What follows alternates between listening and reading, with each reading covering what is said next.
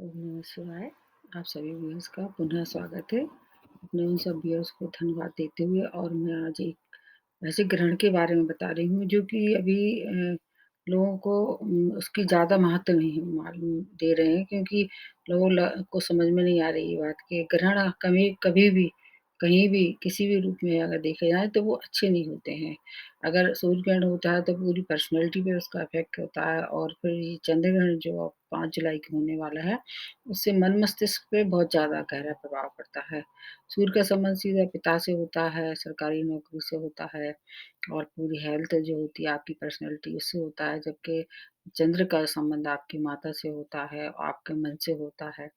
तो इस तरह से मन को ज़्यादा प्रभावित करते हैं जो चंद्र ग्रहण होते हैं। ये चंद्र ग्रहण क्या है 5 जुलाई को होने वाला है। हालाँकि ऐसा माना जाता है कि सूर्य तो एक ही है लेकिन चंद्रमा की उपस्थिति अलग-अलग होती दिखाई देती है। और वैसे तो साइंटिफिक दृष्टि से देखा जाए तो ये एक खगोलीय घटना है।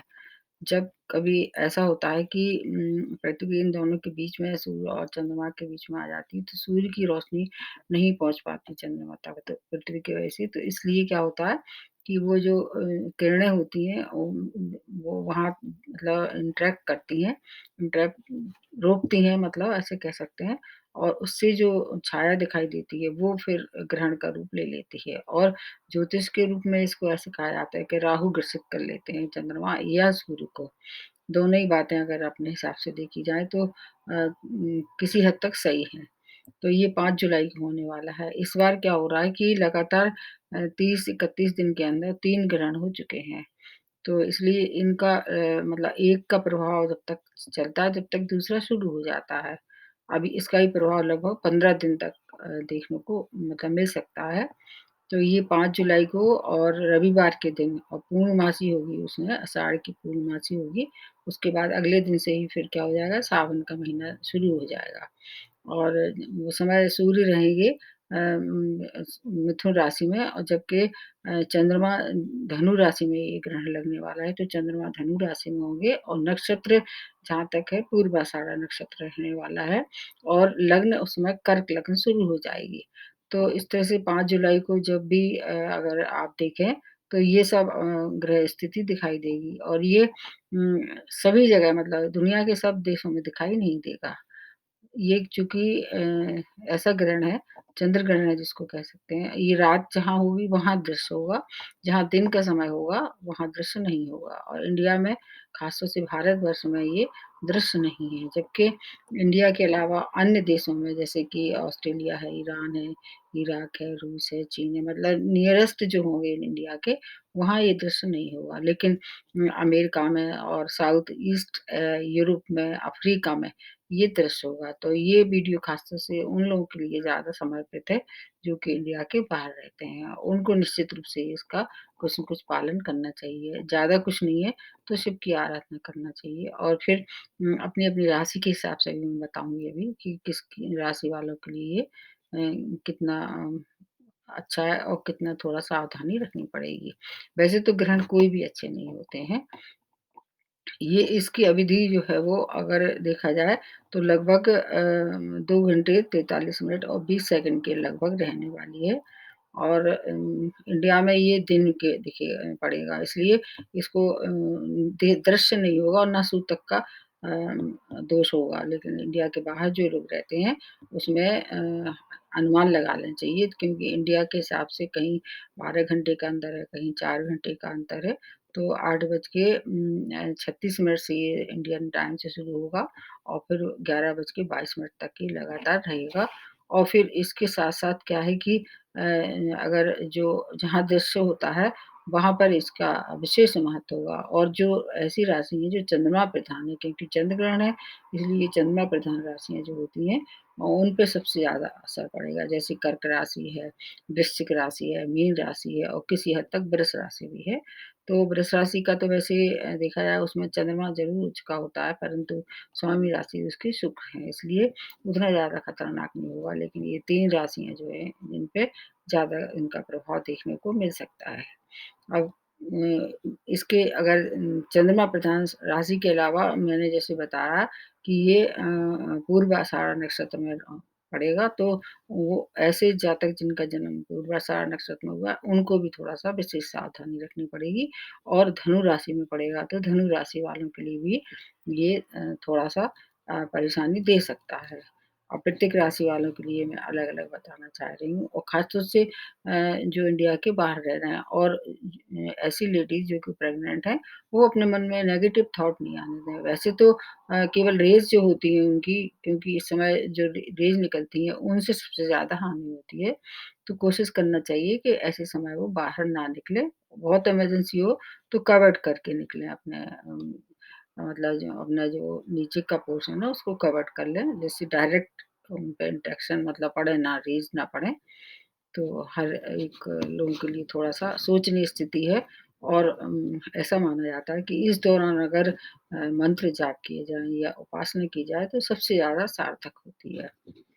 तो प्रत्येक राशि वालों के लिए मैं थोड़ा-सा शॉर्ट में बताने की कोशिश करती हूँ। सबसे पहले बताती हूँ मेष राशि, कहाँ आपके किस भाव पे इसका प्रभाव ज़्यादा होगा। आपके 9th भाव पे प्रभाव ज़्यादा होगा, क्योंकि धनु राशि वहाँ आपके भाग्य स्थान में पड़ती है।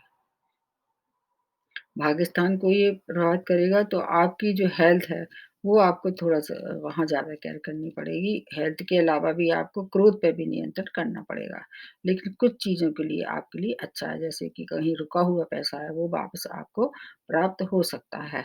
और जो काम पहले से मतलब अधूरे हो रहे थे, इस समय वो पूर्ण हो सकते हैं और आपको भी शिव की आराधना करनी चाहिए। सफ़ेद चीज़ों का दान करना चाहिए। अब दूसरी राशि बनती है वृषभ राशि, आपके अष्टम भाव पे पड़ेगी, जो कि अच्छा नहीं है और वैसे भी कहीं न कहीं आपकी राशि चंद्रमा से भी जुड़ी होती है, तो इसलिए अष्टम भाव पे यदि आपकी हेल्थ पहले से ही गड़बड़ चली आ रही है, तो इसमें वृद्धि हो सकती है, हेल्थ और ज़्यादा खराब हो सकती है। लेकिन कुछ चीज़ें जैसे सर्विस के लिए ये थोड़ा-सा गोल्डन चांस है, फिर भी उस समय भी इस समय भी अगर आप कोई निर्णय लेते हैं, तो थोड़ा-सा सोच समझ के लें। ये ज़्यादा अच्छा है कि अगर हो सके तो 15 दिन के लिए कोई भी बड़ा निर्णय टाल दें।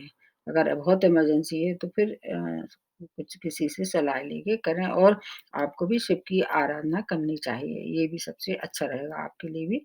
अब आप तीसरी राशि बनती है वो मिथुन राशि, आपके सप्तम भाव को प्रभावित करेगी, जो कि आपकी मैरिज लाइफ का है और बिज़नेस का भी है।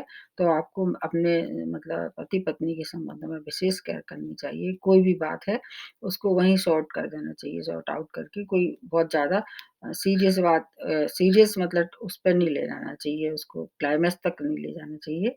और लेकिन हाँ, जो लोग अविवाहित हैं, उनके लिए ये इस समय थोड़ा-सा अवसर थोड़े बढ़ सकते हैं, तो उसको अवसर को क्या है कि अभी केवल योजना तक रखें और उसके बाद जब ये इसका असर खत्म हो जाए तब निर्णय लें। ठीक इसी तरह बिज़नेस में भी अगर कोई नई प्लानिंग आपने बना रखी है, तो उसको क्या करें कि पेंडिंग में डाल दें और इस समय आपको क्या है, हालाँकि आपके पास इकोनॉमिक कंडीशन आपकी अच्छी रहेगी, धन का तो आपको लाभ होगा और जो नए-नए संपर्क होंगे, उनसे आपको लाभ होगा।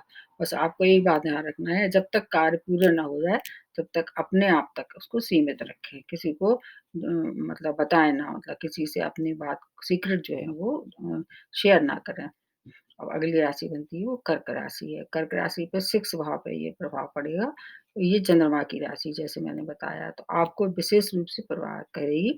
6 भाव से क्या है कि देखते हैं कि जैसे रोग, ऋण और शत्रु, इनसे आपको सावधान रहना पड़ेगा। ये आपके लिए बहुत ज़्यादा सुप्रभाव लेके नहीं आया है। चोट-चपेट की संभावना है और अगर ऑपरेशन पहले से कहीं लग रहा था कि ऑपरेशन कराना पड़ेगा, हो सकता है कि वो इस समय उस स्टेज पे आ जाए कि आपको मजबूरी में ऑपरेशन भी कराना पड़ सकता है।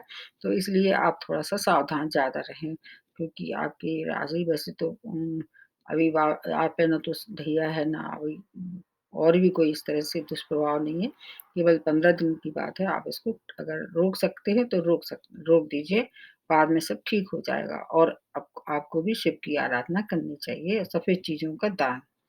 अब उसके बाद अगली राशि बनती है ये है सिंह राशि, आपके 5वें भाव को प्रभावित करेगी। ये 5वाँ भाव क्या है आपका संतान का है, शिक्षा का है, तो आपके लिए ये अच्छा है। बस आपको थोड़ा-सा इतना ध्यान रखना है कि वाणी पे नियंत्रण रखना है। इस समय वाणी आपकी थोड़ी-सी उग्र हो सकती है बाकी आपकी संतान अगर विवाह योग संतान थी तो उसके आगे मतलब प्रगति हो सकती है उसको हालाँकि इस समय विवाह तो बंद होने वाले हैं, विवाह तो नहीं होंगे, लेकिन अगर शिक्षा में कोई व्यवधान आ रहा था आपकी आपकी संतान की तो उसमें भी उन्नति हो सकती है, शिक्षा संबंधी जो मामले हैं वो सुलझ सकते हैं, आपके लिए अच्छा है और कार्यों में भी प्रगति हो सकती है।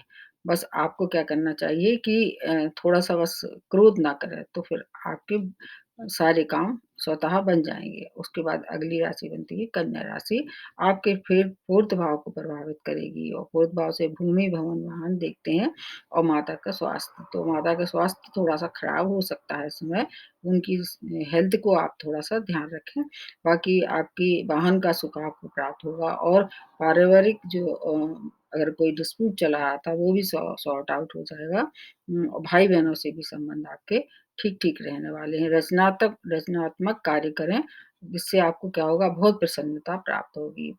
मतलब आपके लिए ये अच्छा है, बस आपकी माँ की हेल्थ थोड़ी-सी खराब हो सकती है, वहाँ थोड़ा आपको ध्यान रखना होगा। अब उसके बाद आ जाते हैं तुला राशि। तुला राशि के 3rd भाव को प्रभावित करेगा और कार्य क्षेत्र में आपको अच्छे मतलब अपनी बात जो स्किल है, उसको दिखाने का मौका मिलेगा, एक्सप्रेस करने का मतलब मौका मिल सकता है इस समय, आपके लिए भी अच्छा है। स्टूडेंट के लिए भी ये काफ़ी अच्छा समय है, नए अवसर प्राप्त होंगे और धन लाभ भी होगा। बस व्यय थोड़ा-सा अधिक होगा, तो व्यय पे आप अगर कंट्रोल कर लेंगे, तो आपको फिर कोई परेशानी नहीं होगी। ख़ास तौर से ऐसे लोग जो कि टेक्निकल फ़ील्ड से या स्पोर्ट्स से जुड़े हों, उनके लिए ये समय काफ़ी अच्छा है। तो ये भी आपके लिए भी काफ़ी फ्रूटफुल है। वृश्चिक राशि आपके 2nd भाव को प्रभावित करेगा तो और आपके स्वामी राशि चंद्रमा और चंद्रमा आपकी राशि में नीच रहते हैं। इसलिए आपको थोड़ा-सा ज़्यादा सावधानी रखनी पड़ेगी, ख़ास तौर से पैसे को लेके कहीं भी इन्वेस्टमेंट ना करें क्योंकि 2nd भाव धन का भी होता है तो इसलिए अगर इन्वेस्टमेंट करेंगे तो आपको काफ़ी हानि हो सकती है। एजुकेशन में भी व्यवधान उत्पन्न हो सकते हैं और वाणी पे भी आपको थोड़ा-सा नियंत्रण रखना पड़ेगा और आपके लिए एक बात कही जाती है कि अगर आप वाणी पे कंट्रोल करें और माँ की सलाह से काम करें और उनका आशीर्वाद लेके कोई काम करें, तो फिर आप बहुत सी परेशानियों से बच सकते हैं। अब उसके बाद अगली जो राशि बनती है वो धनु राशि है। आपके लग्न को ही प्रभावित करने वाले आपकी राशि में ही ये लगने वाले हैं चंद्र ग्रहण तो आपके जीवन में कुछ समस्याएँ बढ़ा देंगे, जो समस्याएँ चली आ रही थी, वो उनमें क्या होगा और वृद्धि हो सकती है। और आपको क्या है ज़्यादा सावधानी की आवश्यकता है। आपकी पिता की हेल्थ, आपकी हेल्थ, दोनों की हेल्थ खराब हो सकती है और गवर्नमेंट सेक्टर से भी अगर आप गवर्नमेंट सेक्टर में या प्राइवेट सेक्टर में बिल्कुल वाद-विवाद में ना पड़े और कानूनी मतलब कानून में रह के जो भी कार्य करना है, कानून के दायरे में रह के जो काम करना है, उनको ही आप आगे बढ़ाएँ, अन्यथा उस पचड़े से भी आप कहीं-कहीं हो सकता है कि परेशानी में पड़ जाएँ। तो कानून का अगर आप सहारा लेंगे, फिर आपको कोई दिक्कत नहीं है और आपको क्या है, अपने से बड़े लोगों को सम्मान करना चाहिए क्योंकि गुरु की राशि है और गुरु हमेशा क्या है कि बड़ों को सम्मान करने वालों को हमेशा माफ़ कर देते हैं। तो इसलिए आपको भी ज़्यादा मतलब सावधान रहने की आवश्यकता है। अब अगली जो राशि बनती है वो मकर राशि है।